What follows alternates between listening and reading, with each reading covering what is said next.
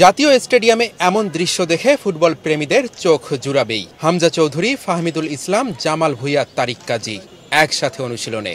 ভুটান ম্যাচের আগে চলছে প্রস্তুতি।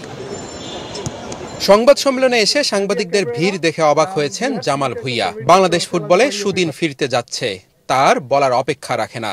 ভুটানের সাথে জয়ের আশা বাংলার অধিনায়কের, তবে আসল লক্ষ্য সিঙ্গাপুরকে হারানো।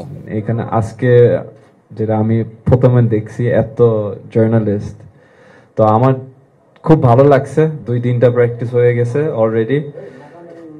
কোচ যেটা বলছে, হামসা গতকাল জয়েন করছে, আর কালকে আবার সমিত জয়েন করবে। দেশের উদ্দেশ্যে রওনা হয়েছেন সমিত সোম। বুধবার সকালে ঢাকায় আসবেন তিনি, তাই ভুটান ম্যাচে তাকে বিশ্রামে রাখতে চাইছেন কোচ। হামজার ফাহমিদুলকে কোচ খেলাবেন কিনা আর মাঠে নামালেও কতটুকু সময় খেলাবেন সেই বিষয়ে মুখ খোলেননি হেভিয়ার কাবরেরা। সব মশার বিরুদ্ধে সুরক্ষা দিতে এলো বসুন্ধরা এক্সট্রিম অ্যারোসল, মশার বিরুদ্ধে এক্সট্রিম সুরক্ষা। I think everyone is ready to adapt. The ones that have been for longer with me or in the team, and also Shomit as Hamza did when he arrived. I've been in touch with him. I already spoke with him about the role we are thinking for him.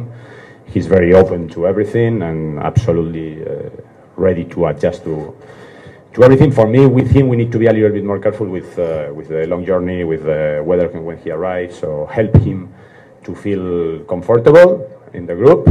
দক্ষিণ এশিয়ার মধ্যে সবচেয়ে কঠিন দল এখন বাংলাদেশ, সেটা স্বীকার করলেন ভুটানের অধিনায়ক। হামজাকে সামলানো কঠিন হবে বলছেন তিনি। Bangladesh is a very good physical team.